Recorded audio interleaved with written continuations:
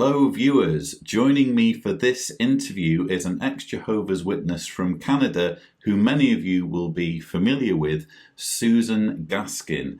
I've been following Susan's work for a while. She has a very interesting story when it comes to her background with Jehovah's Witnesses. Susan, it's a delight to have you on the channel. Well, thank you so much. I'm so glad you asked. I'm very excited to do this interview for you. Well, I'm really glad that you could join us. So without further ado, what's the scoop? How did you wind up getting involved with Jehovah's Witnesses? Well, I didn't have a choice. I was basically born into it. My parents they were Catholics. I was christened a Catholic, so to be technically correct here. But it was right after that they got called on by Mormons, actually. And my mother said to them, she wanted help with praying. She didn't feel like she was satisfied with her Catholic faith, and they said, "This is how you pray." And she said that after that, it seemed like nothing but Jehovah's Witnesses called. Now, I'd like to know, is that really what happened? Because that sounds very JW story-ish. But at any rate, a little old sister called on my parents, and she began studying with them. And it was soon before the 1975 scare. So my parents, did that factor in with the pitch, with the sales pitch, as it were? Very much so. Yeah, my parents were very much affected by it. So much so that they got baptized. My dad quit he had a really good, cushy government job, which he quit so that he could pioneer, because he had to save everybody. But by doing so, it really pushed all the family away. They preached and preached and preached, and nobody wanted to hear about it, of course, because it all seemed insane to them. And but my parents, they didn't stop. Okay, and you were kind of caught up in that, presumably, taking on the doors from a young age, were you? I was. There was a lot of fear that went along with it. I mean, I had a Raggedy Ann doll that I used to sleep with, and I put her arm around me and put her head in such a way that I was hoping that if somebody was going to come in and kill me, they would shoot her and not me. But I mean, of course, she's not bulletproof, right? Obviously, if someone really wanted to kill me, they would have gone. Why were you concerned about people killing you? Well, we were studying all these books with horrifying pictures, as you know. I mean, the Paradise Earth book. And, oh, right. Okay, yeah. So you were worried about the Great Tribulation and kind of the crazed masses spilling into your house and someone trying to... Yeah. Right, okay. That makes sense. Definitely. Yeah. Yeah. So this is what was going on. But of course the end didn't come, as we all know. Didn't and it? Life carried on. Viewers, you heard it here first. Armageddon did not come in 1975. Or in 1925. No. Yeah, go on. So what ended up happening was my dad needed to work, and so he tried to get his job back, and he wasn't able to. He had a really nice, cushy government job. We lived in Ottawa, the capital of Canada, and he wasn't able. They weren't hiring at that time, so we ended up having to sell our house, and we moved to the west coast of Canada, where at that time houses were a lot cheaper than they were in the capital of the country. And even then he wasn't able to get a decent job. So he ended up working as a janitor, which is fine because the pay was actually quite good, but because it was working for the school board, so there were benefits and all that. But he had to work nights. And the other thing that was interesting about that is that the elders always got after my dad for working nights because he'd miss, all the midweek meetings. And they wanted to make him an elder because he was a good teacher and he was very strong in the faith, but he couldn't because of all the meetings he missed. So I thought it was funny how they'd always guilt him into, you're missing all these meetings. Jehovah not happy. You're not doing your duty or whatever. And I thought, isn't it ironic that he's in the predicament he's in because of the organization to begin with, Indeed. So that's quite... lives anyway, so we moved. Yeah. I was just going to say, it's quite alarming to think that this teaching about 1975, I've touched on it in my previous videos, of course. Nowadays, witnesses, the official line from Watchtower, at least according to the last convention, is that it was all a big misunderstanding and it was a few individuals getting carried away. But of course, we know that it was beginning in 1966 in the Life Everlasting book that this teaching was kind of conceived by by Freddie Franz, and then it appeared in magazines and Kingdom News articles. But this had a tangible effect on your upbringing, by the sounds of things. Definitely. I mean, my parents definitely believed it. Everybody was talking about it. I don't know what I expected to happen. I was just a very young child at the time. But I remember waking up January 1st thinking, oh, the world is still here. I do remember that. January 1st, 1976? 76. Right, yeah. Okay. Yeah. Yeah, and nothing, I don't know what I thought would happen. Were you counting down the hours to midnight? Wow. Yeah. So where did things go from there? Presumably you weren't a child forever. So how did the teachings encroach on your young womanhood? Well, so we moved. So when we're living in Victoria now, and we're in a new congregation, and as soon as we moved in, there was a girl my age. And you know how it is, how you can't have friends outside the organization. You have to have friends in the congregation. And since she was my age, she was thrust upon me, which I say it that way because she was a very pushy and a very bossy person. And anyways, it is what it is, right? So she had all these plans for us. As time goes by, when we were 14, that's when she decided we should get baptized. So, and I did, because at that point in time, if you weren't baptized by the age of 16, there was definitely this pressure, like, what's wrong with you? Were you a goat? The end is coming, and the 1914 generation isn't getting any younger.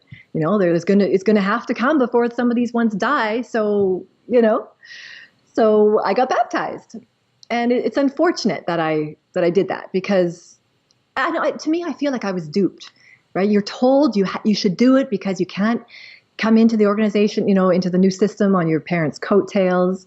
So you got to make a stand, and the end is coming, and the end didn't come. So I want my money back. Indeed. So what happened from that point? Presumably you took your faith quite seriously after getting baptized. I did. I mean, I was what you might want to call a JW nun. None of this, none of that, and certainly none of the other. So I was a very good girl, boring, in other words. But we ended up, okay, so now fast forward, so I'm graduating from high school, and I want to, so my friend, her plan was for us to live together and to pioneer together, travel the world, and clean people's houses. And when I told my mother this, my mom's like, what are you planning to do? And my mom, even though keep in mind, my parents are heavily indoctrinated themselves. But despite that, they always seem to have their wits about them. They always seem to have a somewhat where they would actually use their brains and realize this is kooky. My mom's like, I don't think that's a good idea. And when I was in the final year of my high school, I was offered a summer job working for the government, because I'd done like a work experience with them, and they really liked me, and they said, come back for the summer. And I told my parents, and they said, great, this will give you some experience, and it's a government job, and it's great money, and so forth. Well, I told my friend this. I said, okay, let's just delay our little plan for the fall. It doesn't seem like a bad idea, because, the service year for the organization is September. So it didn't seem like I was going against even that, But the second I told her, that was my first experience with being shunned. I mean, I told her at the Kingdom Hall just before a meeting, and she literally just did an about face and walked away. Wow. And she did not talk to me for months after that. Yeah, it was like, wow. And then she sicked her sister on me. And it was really weird, because her sister was a few years older than me. So she'd already graduated from high school. And she comes up to me after the meeting, and she said, if you take this job, you're working for Satan's system. And I'm like, I just didn't know what to say, except to say that I pointed the finger back at her and said, you've been out of high school for 3 years, and you haven't pioneered. Why am I supposed to pioneer the second I get out? Yeah. Anyways. So did you take the job in the end? I did. And I'm forever grateful that I did. I was very happy there. It was a great experience. They ended up calling me back, but then I felt guilty, because I kind of said I would pioneer, So what I did is I ended up pioneering I did it for 1 month while working full time, just to shut her up, because she still wasn't talking to me. But I'm one of those people that I have pride too, right? Like I feel like I said I would pioneer and I'm going to pioneer. So even if I hate it, I'm going to pioneer. So I pioneered in the month of October. And yeah, it's hard while you're working, and I love the job. So the job won out at that time, which was great. And you know, it's funny. It's my parents never said a word really. Their plan was for me to work so I could have experience, and then you could pioneer, but you'd have experience already, and then it would be easier for you to be able to pioneer because you'd be able to find jobs that aren't so difficult on your body. It's so hard on your body, you know. Indeed. Like, but anyways, so then I ended up moving out at the age of 19, I guess it was, with a different girl who's still really close to me today. She's out of the organization too, and we started dating. Different guys, and I thought you were going to say you started dating each other. That really would have got you in trouble. I know, that's why I had to say with different guys. Yeah, that's another story. No, actually there was no. But anyway, so we started, dating different guys, and when you move out, it's another turning point in a JW life because you have to decide: am I going to still go to meetings? Right? You don't have your parents saying, hey, got to go in service, because I had no choice. When I lived at home, you live under this roof, you're going to meetings, you're going in service, But when you're on your own, you don't have to. So I kind of slacked off, we'll say. I kind of took it easy a bit. And I was getting the minimum amount of hours. I was actually having some fun. I went out with some worldly girls. One of them I ended up studying with later on.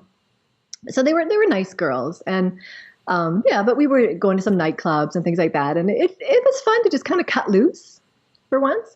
I ended up then getting married because, I was with someone I wasn't entirely happy with. I'll be honest with you. But I guess I kind of felt like when you're a Jehovah's Witness and the end is around the corner, I kind of felt like you can't lose. Because if you make it into the new system with this guy, then he'll be perfect. And so that's a win. And if on the other hand, he doesn't make it because Jehovah sees him as like an evil person that's so bad, I can't even preserve his life into the new world, then so it's a win-win there too. Right? Was this person not a Jehovah's Witness? He was a Jehovah's Witness, he but was. He was a real slacker. Right. Like I kind of was at that time. I kind of eased the way I was, but I always believed I would come back strong. And I was right. I had it ingrained in me. I don't know what I was doing, just kind of taking it easy for a little while and having a bit of fun. So when we got married, things just really went south because it's almost like he changed overnight. He really wanted somebody strong in the faith because I think he felt that he could treat you however he wanted to treat you and it wouldn't matter. You wouldn't be able to leave him.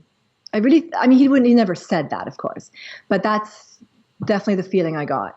He was, I don't want to slam him, but just in a nutshell, he was a very cruel person and very, just very selfish. It wasn't a loving relationship. No, I think in his mind, he thought it was because I was really good to him. I really tried to help him however I could. And when everything ended after 10 years, when I left, even he found me like years later, he found me and wrote me like a really nice letter to say, you were a great wife because I never gave up trying because I felt that was what I had to do. But, you can't leave. I never saw that as an option. But what ended up happening was about 5 years into our marriage, this girl that shunned me or whatever, she had moved to Toronto and she was regular pioneering there and she invited me. She kind of came back into my life and said, I really miss you. I never met another person like you. Can you come and visit me? And I said, sure. So I went and visited her and I had a great time. And there wasn't the pressure. Like, it's funny that we're all in the same organization and we're all in the same even country. But on the West Coast, people were kind of more slackers. And in Toronto, where the Bethel is, they like to think Jehovah's Spirit is there. But I think the people are just plain different across this country anyways. So when I left Toronto after being, we visited Bethel and we were pioneers every day and going in service, I felt I just felt kind of sad for my own life. And I felt like I'm not happy and I just really wanted to pioneer. So I told my husband I really want to pioneer. And and he, of course, did not support it at all. I thought he wanted you to be more in the truth. I thought he wanted you to take the truth more seriously and now he doesn't want you to pioneer. He's afraid of change. I think he liked the way things were. Right. I think he'd settled into the life that we had, and he felt that I was loyal to him. But this was a change. Okay. And I think, and you know what, it's funny how I can look back now and see that he did have a bit of a point, because I went full bore into it and I saw nothing wrong with what I was doing. Like, I really felt that I'm doing what's right. I'm doing what Jehovah wants me to do. I'm going to all the meetings, and why aren't you supporting me? You know, and so it created even a greater rift in the marriage that we had. And anyways, yeah, so I started pioneering, and I loved it. I felt like I really enjoyed it because I felt like I was helping people. I thought, right? Obviously, I was doing what I thought was good. I never had a bad conscience ever. I went to bed every night feeling like I'm doing, my Bible reading. I even brought the songbook into the shower because I was trying to learn the kingdom songs. Into the shower? You do know what happens when paper gets wet, don't you? Well, I laminated. I had these. Oh, laminated. Okay. Yeah. So, and I created a Kingdom Melodies Greatest Hits tape for my car. So when we go in service, I could play this. I was so into it. I thought it was fantastic. Everything about it I loved. And of course, the elders saw this, and people were coming. I had people that were coming to meetings and people who were getting baptized. And so, of course, I became like the it girl for all the parts, for all the, conventions and all the meeting parts. And I think they started seeing that people were like, oh, there's Susan again. I think they were realizing that. But in all honesty, I didn't like going on the platform. It wasn't that I enjoyed standing in front of people telling my, experiences or whatever. But the fact is that I would see some of the, like when there's a convention and they say, we need somebody who has an experience on this or who can talk about that. And they'd say they didn't have anyone else. So, of course, I'd say, okay, I got an experience about that, or I got So I kind of picked up on the fact that people were sort of getting fed up. But that is the case, isn't it? It's always the same people on these conventions. Yeah, and not just at conventions, but at meetings as well. Because, when I was an elder, there were certain people in the congregation, including sisters, who, if there was a demonstration or something, you knew you could rely on them. So they would end up getting used more than most others, simply because you knew that they weren't going to let you down, as others probably would do if you asked them instead. So probably you were one of the ones that was more dependable. Yeah, definitely. But what ended up happening was I was diagnosed with an illness. I got multiple sclerosis, and and that was very frightening for me because you can't control what's happening. Like, for example, my left hand went completely numb, like so numb I didn't even recognize it anymore. Like, I would see it out of the corner of my peripheral vision, and I didn't even recognize it as my own hand. It was like I couldn't even do up my blouse with my left fingers. They weren't, but it came back, like all the, if you can see this, but I'm good again. But these kinds of things were happening, and I'd get dizzy, and they'd ask me to do parts on the platform. And there was one time I really wasn't feeling well. I was feeling kind of dizzy and just kind of nervous about tripping, because with MS, as things progress, it's like you have to think your way across a room. Like, if I said to you, Lloyd, could you get me that pen over there? You would just go over there and think, For me, I have to think, lift this foot, don't trip this, lift that, And so I did this one part on the platform, and I was wearing these shoes that were kind of flip-floppy, like they were kind of high, but they had like no backs to them. And I had a long skirt, but somehow I guess when it got caught, I didn't even know. And when I was crossing my legs on the platform, I guess I went all Basic Instinct on the audience. Wow. And I didn't realize this, okay? Somehow I gave them spiced up the meeting somewhat.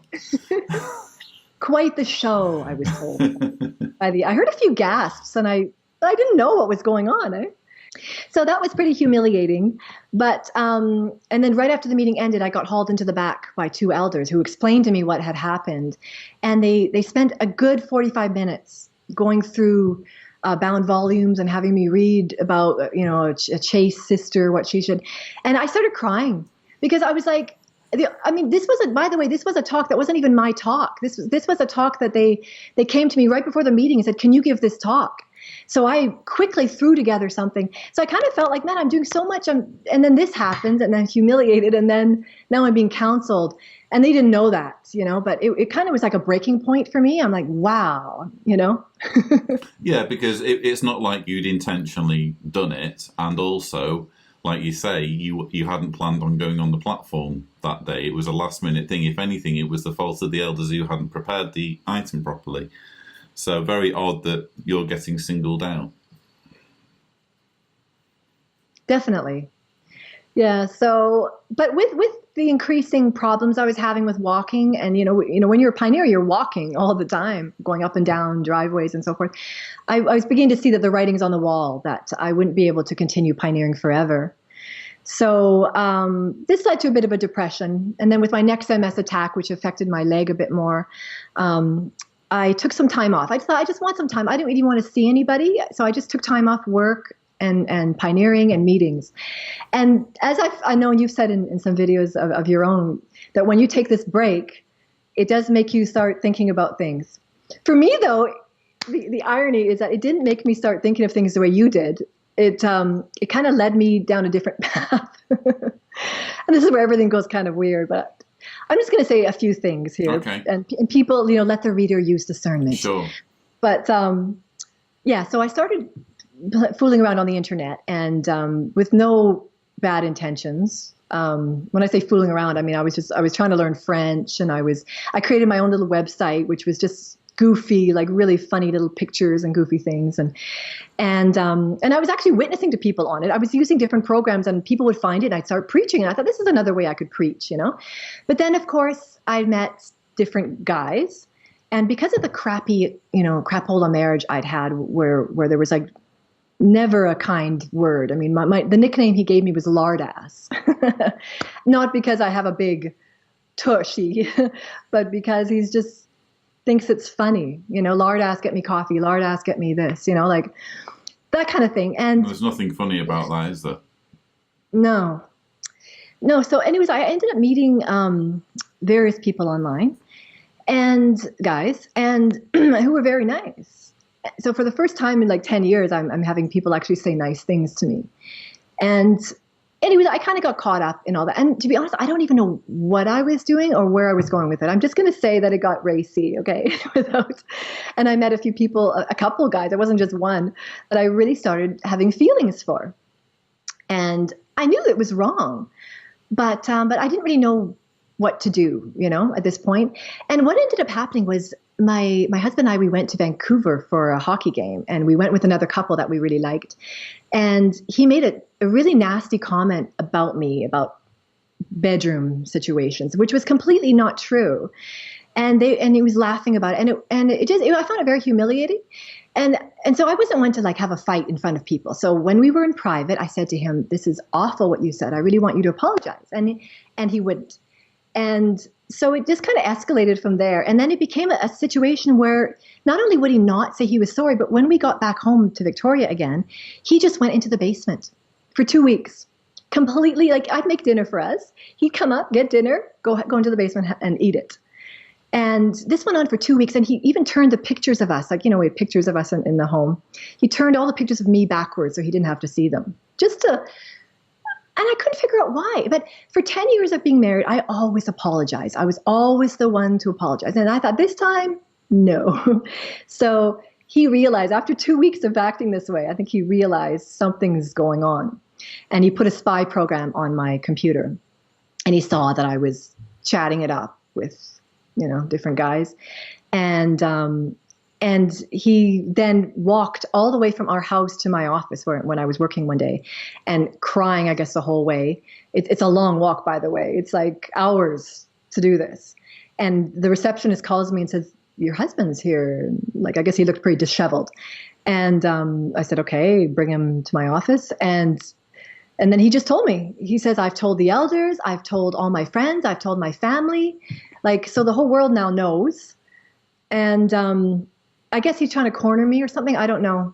But he really, really wanted me to speak to an elder to help me. The old "to help you." So, and isn't it ironic that I was the one going to all the meetings? He wasn't going anymore. I was the one who could have tried to put the elders on to him, but I never did. I didn't want to do that to him. And here he's the one who ends up, using them against me kind of thing. But so I get a call from an elder, and he wanted to meet with me. A tea and cookie call, he called it. But it was nothing like that. It was basically just to see what they have on me, to see if there's a judicial committee. So they did. They said, okay, no, we're gonna have to meet with you with some more elders. So they set up a meeting it was all very quick. It was like this meeting, the next night there was a judicial committee. And this meeting lasted 3 hours, and I'm not kidding, at least 3 hours. And it just went on and on, reading bound volumes, reading comments of this and questions about that. And I fessed up to everything. Yes. I'm not going to lie. And and then they deliberated make a decision, They were gone a good half hour at least. And when they came back, they just said, we need another meeting with you. So rinse and repeat, 2 days later, we did the exact same thing over again, another marathon meeting with them. And again, it ended in I guess it's a hung jury. I guess somebody was holding out because they could not make a decision. Or maybe they're trying to get a hold of circuit overseer. I don't know. Because here you've got this girl that they've been using in all their parts and meetings, and people were actually getting baptized that I was calling on, and now this happens, right? So anyways, then for the third meeting, and I said, can we just slow it down a bit? I just need some time to think about things. I don't even know what I'm doing. They said, no. People are talking, and we need to deal with this. Well, it's not your fault that people are talking. I know, exactly. They should be concerned about how people are talking and where from. Crazy. Yeah, it was crazy. So we had the third meeting. Again, it was like boom, boom, boom, all within 1 week. And I remember thinking to myself, isn't it funny that I asked them for help. I said, I'm having a bit of a hard time at home. And could you maybe talk to him? And yes, we will, but they never did. But here they make themselves available 3 times in 1 week, 4 times actually, because there was an initial call and then the 3 other to judge me, But anyways, for the third judicial committee, it was very quick. They basically just said, did you read all the material we asked you to read? Like they gave me all this homework, and I said, yes, I did. And they said, if one of these guys that I liked, if he came to Victoria, and he lived in Montreal, if he came, would you meet him? And I said, yeah, wrong answer. And because I said, well, if somebody came 3,000 miles to meet me, I'm not going to say no. Well, that was not the right answer, clearly. And the second question they asked me was, if they go, we fully support you leaving your husband. We know he's a dud. That's the word they used. They said, but you can never, ever remarry again. And I said, well, I'm not okay with that. And wrong answer again. So, and then they just deliberated. And they said, okay, I guess that's all they needed to hear. And they deliberated. It was fairly quick. And I said a prayer. I said, Jehovah, you know what I've been through. You know my health. You know my situation. And with all I've been dealing with. And if they come out and say I'm disfellowshipped, then I'm walking. I'm out of here. But if they say you're forgiven, then I will do my best. Because they said, would you be willing to go to a counselor, a marriage counselor? And I said, I would. So they came back, and it was very quick. The body of elders has decided you're disfellowshipped, or whatever, however they worded it. You're disfellowshipped. You're free to leave. And the last words out of my mouth were, I'm sorry. I just go, I'm sorry. And I walked away. And it was, it's hard for me going over it again right now. But in all honesty, it was the best thing that could have happened to me.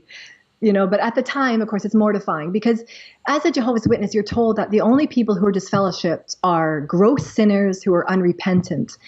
And I never thought I'd be disfellowshipped. I thought, who's going to commit a gross sin and be unrepentant about it, And here I am, disfellowshipped. And it just seems so weird, so surreal. But I drove immediately to my parents' house. My dad was an elder. but not obviously on that committee. And I didn't know how they would react, frankly. I just thought I've been disfellowshipped. And my dad's like, oh, he went over and grabbed a pad of paper and he wanted to write down all the reasons why he felt this happened. Of course, none of them were my fault, which I thought was really sweet of my dad, because my dad and I were always very close, and he blamed it on everyone but me. It's your husband's fault. It's the elders it's your diet. It's messed with my head and all these different reasons. But the gist of it was that he said, we're never going to shun you. He says, and then my mom was quick to pipe up and say, but we won't discuss religious things. And I was like, great. Religion was the last thing I wanted to talk about at that, So then the shunning, of course, begins, Oh, so they did shun you? No, sorry, not them. Oh, right. Everybody else shunned me. All my friends cut me off. And but I should say that before that, I kind of did like the disfellowship road tour, where you got to tell people, right? You got to make all the phone calls to all your friends and say, before you hear this from anybody else, this is what happened. And it was tough. It was tough. There was a lot of tears. But my best friend at that time, what she said was, well, I got to get on with my life now, like about herself. And my mom thought that was pretty callous when I told her about that. She's like, wow, it's pretty harsh, So it was always awkward. From that point, I mean, obviously, viewers will be familiar with you as someone who is an ex-Jehovah's Witness activist who has a lot of things to say about the organisation. Presumably, you didn't go from being disfellowshipped to waking up straight away. How did all that come about? It took a long time. I'm telling you, it took a long time to wake up because I was really indoctrinated. What bothers me about what happened to was, with the way I reacted and stuff is I'd seen this happen to other people, and I shunned them as you're supposed to shun them, or as you're told to. And only when it happened to me did I really see it, I thought, wow, because these are people that I helped. These are people that there was a Pioneer Assist Others program. I was helping people. And here they are. I mean, I had a girl that I worked with literally go like this to me, who she was a Jehovah's Witness. And we were quite close. We became really good friends. Every Friday we go for lunch. And she sees me one day at work and she just goes like this. And it was quite an eye-opener. And one day, so I was going for coffee with a bunch of workmates, and I ran into a guy who I used to play soccer with. He had been a Jehovah's Witness. We all young people used to get together and play soccer on the weekends. And he goes, "Hey, Sue," and he's like, "I got to talk to you. I heard you've been disfellowshipped." And he thought it was hilarious because he was out and he was fully awake now. And he goes, "We got to go for dinner." And he wanted to hear the story, but he also wanted to give me the Ray Franz books. Ah, right, okay, yeah. So my reaction, of course, is, no way. I was terrified of reading them. And I really thought that something would end up getting tattooed on my brain that I would never be able to forget, once I came back, because my intention was to come back. So I saw a lot of things happen, of course. There's all the shunning that went on and all that. The Ray Franz books woke me up, but not entirely. I still believe you did read them. Oh, yeah, I did end up reading them. Sorry, I didn't finish that. He insisted. He kept insisting, and then he said, "Just have a look," So I opened up the book, and just seeing the way he wrote, he was very smart, Ray Franz. I don't know this for a fact, but even the font I believe he used was similar to Watchtower fonts because it looked like you were reading a publication, and the way he wrote was so unbitter. It was not bitter at all. It was so like, look, I'm giving you this information. What you choose to do with it is up to you. That kind of attitude. And he goes, but I'm privy to things that most people aren't, and I think you need to hear this. And that was the attitude. And so I couldn't help read it. And of course I couldn't put his books down, but as much as they affected me, as much as I knew everything he said was true, once I read them, I realized he wasn't beating around the bush. He wasn't exaggerating. This is what went on because these are kind of things I saw too, So there was a ring of truth to everything he said, even though some of it still was shocking to read. But it still didn't fully wake me up. I ended up moving to Montreal. I ended up hooking up with that one guy.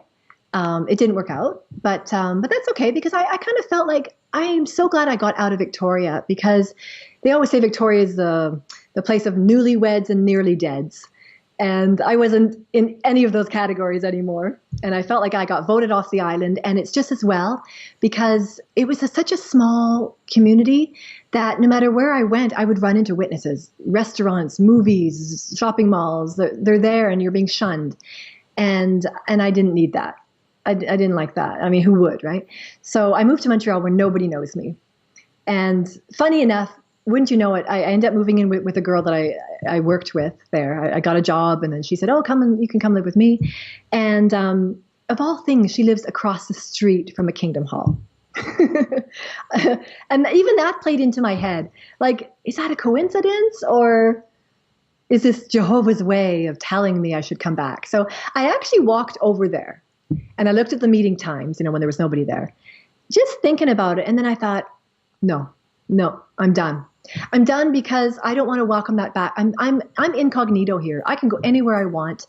If I choose to tell somebody my story, that's up to me. But nobody has to hear who I am and what my background is. And I don't need to be shunned, So Yeah. I tried to get a few groups going. Like I tried to get there was that meetup.com, and I tried to get some exJWs together. And we did have a few meetups. But I didn't really meet anyone that I felt was my type. I just, and then I met my husband, who is not religious at all, and an amazing person. And it was my opportunity to just sort of put that behind me, or so I thought. But I don't know if you could. I don't know if I will ever really fully move away from it. And I don't know. Well, in the sense that I still have family in it. So there's always, you can never fully close the door as long as there are loved ones that are still in it. There's always that feeling that if one of my, close relatives asked me a question like, why aren't you going back to meetings? Or I always feel like I have to have a really quick, concise answer. So sometimes in my head, I'm still thinking about these things. And of course, I still have to hear about, oh, we went to the memorial. It was so great. And, these kinds of things that just, Are you still in touch with your parents? Well, my father died. My father ended up dying. I'm sorry to hear that. Yeah, thank you. But he died 2 years after I got the boot. But my mother is still in, and I have a brother who's still in as well. And are they speaking to you? Mm-hmm. Are they in touch with you? Yeah. Yeah. They will never call me, but I call regularly. And we've stayed with them, in fact. Regularly. We've every few years we go and stay with them. My saving grace, at least for her point of view, is that she has a grandson. And if you can believe this, the headship principle works in my favor. Because, she'll say, "Did you celebrate Christmas?" And then I'll kind of be like, "Yeah." But then she'll go, "Oh, well, you have a worldly husband," as if that makes it okay. Like I have no choice, right? Because is she not aware of the fact that you're a YouTube activist? I have no idea. I will not bring this up to her, obviously. I don't know. Does it ever play on your mind that she might come across your channel? Yeah. Okay. Of course. Yeah. I don't know what she knows, but I really don't know what she would do about it either. And that just shows how important I felt it was to become an activist, because I'm willing to take that risk, because I feel that it's so important that for 30 years I preached this nonsense to people that I feel like I need to undo this. And I feel like there's people I need to help. And I know there's people who need the help. And I don't think it's hard to really say how she'd react, but I have a feeling she just will not want to talk about it. And in my defense, the first thing I would ever say is I would like lose it. I know she knows I'd lose it, because I would just say, so it's okay for you to say whatever you want. It's okay for you to change your religion. It's okay for you to badmouth the Catholic Church, and you can go all the way to anyone's house that you want and badmouth them, but I can't. Is that what you're saying? Yeah, I have a similar argument with, and I don't want to go into too many details, but obviously my wife's has family who are JWs, and I had a bit of backlash recently when I went in the Croatian newspaper with my story, and there was horror from the JW side of my wife's family, And I said, well, isn't that interesting? I said, because they are able to freely go around and publicize their ideas, which are all, can't be proven and quite frankly not true. But I'm not allowed to do the exact same thing, just on a larger scale in their country. It's fascinating how their minds work. They apply this double standard so easily of, well, I'm allowed to publicize. Well, they're called publishers, aren't they? Jehovah's Witnesses. Yeah. I'm allowed to publish what my ideas are, but you're not, because your ideas don't agree with my ideas. It's crazy. Yeah, exactly. So I want to ask you, obviously viewers who aren't familiar with your channel, I can't imagine how anyone wouldn't be, but I'm going to obviously put a link in the description. But I also wanted to talk to you about what's happening in Canada at the moment, because it seems that there is this kind of stirrings of the child sex abuse mishandling. There's increased awareness, it seems. We recently had the W5 documentary. There's also the class action lawsuit that's underway. Are you hopeful that the Canadian government might latch on to the fact that there's a problem? I'm very hopeful. I really, really have no idea what they would do about it, though, to be honest with you. We have got ourselves a prime minister who is happy with everybody, and he doesn't want to stir the pot. And, if you're whether you're Muslim or Christian or Jewish, it's all good, and that's good. But he's kind of ultra liberal, isn't he, in a way? Yes. Yeah. Yes, yeah. Very much so. So, and let's face it, the Jehovah's Witness organization portrays itself as a benign, benevolent organization. And little do people aware of these issues that are taking place. So thanks to people like Trisha and Christian, I can never pronounce his last name, but or either of their last names for that matter. But we've had some ex-witnesses come forward here in Quebec. There was Mary Lou Lagacé, and she also, there was also a documentary done in French. I can't remember the name of it right now, but anyways, there's been a few documentaries that have kind of got things going, and we're trying to sort of, you ride the coattails of these things to say, hey, this has been in the news. I just got a message today, in fact, that the W5 episode with the, showing the child abuse within the organization is their most watched one to date. So that's really encouraging. And of course, when a show realizes that they've got a popularity on something, they're going to want to do it again, or maybe some kind of follow-up to it. So we're hoping to play on that. And, as I say, strike while the fire is hot. There's a lot of things going on worldwide right now. I know, and I've been in touch with what's going on in the Netherlands. And trying to sort of get ideas from what other people with the reclaimed voices. I know you've done a video on that, and trying to just get all our ideas together.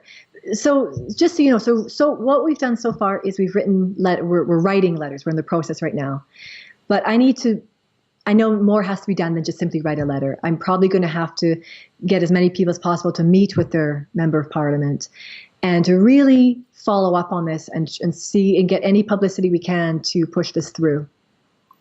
So am I right in saying that there's a concerted effort to get the government to take action? Are you looking for some kind of inquiry, as we saw in Australia? Very much so. That we would love. That would be the absolute best thing that we could do. Whether that will happen or not, I really don't know. So if viewers who are watching, because I know that Canada is one of the countries that kind of watches my channel probably more than others. It's in the top 5, I think. Oh, wow. So if there are Canadians watching who want to kind of, like you say, ride on the coattails, what can they do? Where would you direct them to? Or are you still trying to figure out precisely what the strategy is? Well, I don't have my own website. I have my YouTube channel. And so I don't really have a place to put these letters. And I had asked one person to do it, and it wasn't working out for some reason. Like they were having trouble putting them up. So right now, I guess they could email me, and I'd be happy to send the letters to them. and maybe I'll give you the link that you could put in this. Are you saying letters that you can send to your elected representative? Exactly. Right. I mean, what I'm suggesting is people within Canada can send this. If you're not in Canada, but you have a friend in Canada that could do this for you. So we've written a separate letter that's more geared for somebody who's never been a Jehovah's Witness. It just said, look, I saw this program and I'm appalled by what I saw and I really would like an inquiry, that kind of thing. But the letters are also good because other people in other countries, like I've had Americans contact me and say, exJWs that are saying, well, what are we doing about the States? Well, hey, here's some letters that you could use then as a guide to try to help you write letters within your own country.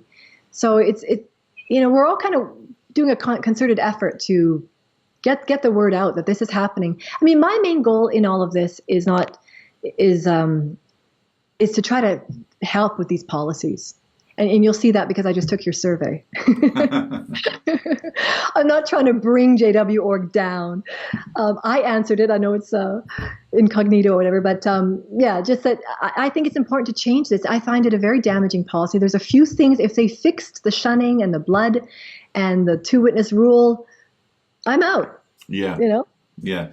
In fact, I think that's one of the ironies when it comes to Watchtower, is the fact that, like you say, the changes that they need to make are so slight, but once they've made them, it suddenly becomes at least less of a cult.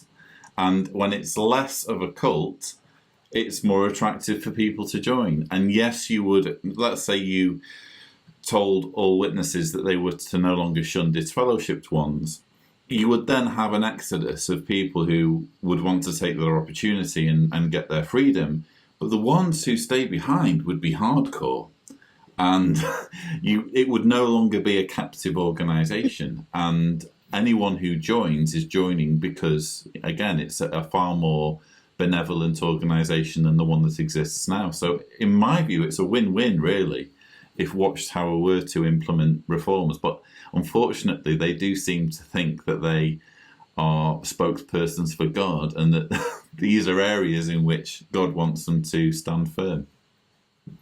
It is. And to be honest, when I look at the organization as it was when I left, I mean, the one thing I have said to my mom is, what am I going back to if I did return? Things have really changed. I mean, when I was in it, that 1914 generation wasn't going to die. Right? The end had to come before then. And they said that over and over and over again. And it did die. So what am I going back to? I'm going back to now I've got to believe overlapping generations. I've got to accept, this whole blood fraction thing. None of it makes any sense to me. And when I've asked her, can you explain this to me? She can't. She can't. It doesn't make any sense. So I find the organization has actually become much more cult-like than even it was when I left it. Indeed. And I don't think it's just because I see it more clearly. I think there really are things. I mean, they've actually, as you saw that brother Bro, I think that was his name, they're digging their heels in even further. We will never change the 2-witness rule. It's like, wow. Yeah. Okay. It is fascinating. I would have to agree with you, in fact, because I obviously woke up around 2010, 2011, and it just feels as though even in that short time frame, there's like things are escalating. There's that quote on Anchorman, boy, that escalated quickly. And it feels like something like that's happening with Watchtower, where just crazy things are happening, like Pillowgate, for example, just unbelievable. So I guess I'm first of all very grateful to you for sharing your story, and I'm very much admire what you're trying to do in Canada. And hopefully it will help to raise some awareness. I guess I'm just interested in knowing or hearing from you, based on your experience, what your message would be to witnesses who stumble on this interview, but who are still undecided as to whether they should stay in the organisation or try and get out. I remember Stephen Hassan said, our goal really isn't to pull people out of the organization. I think it's something you have to, that's got to be right for you.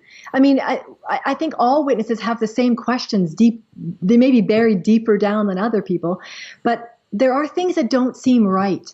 And when something doesn't seem right, like the overlapping generations, or when you start looking into old previous literature, I think you need to start asking yourself the question, is this really the truth? Is there even a truth? I mean, because I think you're always going to ask questions. And I think the thing is, you're never really going to have all the answers. And anybody who says to you, I've got all the answers, that should raise a red flag that maybe, well, if you have all the answers, why do they keep changing? Why do these answers keep changing? And there's just so many. Anyways, I would suggest to them to just research it more and do what you feel is right, because I would never try to pull anybody out of the organization. I think it's something that has to happen on its own volition when that person is ready. Oh, absolutely. And when we woke up, and anyone watching this who have themselves woken up from the religion, when you do that, it's because you're in control. You make the decision to read Crisis of Conscience. You make the decision to go on YouTube and see what material there is. You're the one who's in control. If it's being thrust in your face by someone else, it's just human nature to think, well, this person's trying to manipulate me, and I'm a big boy, if you don't mind, and I'll make these decisions myself, or big girl. So, but yeah, it's very true. We need to acknowledge, I think, that this is a personal thing, although it's very helpful to make resources available, and obviously you're involved in that. So I greatly admire what you're doing. Thank you very much. I'll definitely put out more information that about what people can do. And I know right now it is kind of at an in-between stage, because we literally just started this. So I'm going to have to find a website where I can put these things that's easily accessible to everybody. Perfect. And by all means, if after this interview is over, which it shortly will be, if you can think of a link, or you can maybe, you mentioned some letters, if there's a way of making them available so I can just drop a link in the description so that viewers can just go straight there and click on something, that's at your disposal as well. So perfect. Yeah, will do. Fantastic. Well, Susan, it's been an absolute pleasure talking to you. What an interesting story. I'm really, really glad that despite a tumultuous experience with the witnesses, you seem to have found freedom and happiness, and you're putting it to good use. So thank you so much for joining me. Well, thank you so much. It was a real pleasure talking to you and sharing my story. So viewers, I hope you've enjoyed this interview as I have. Please don't forget to subscribe for more interviews. And as always, thank you for watching.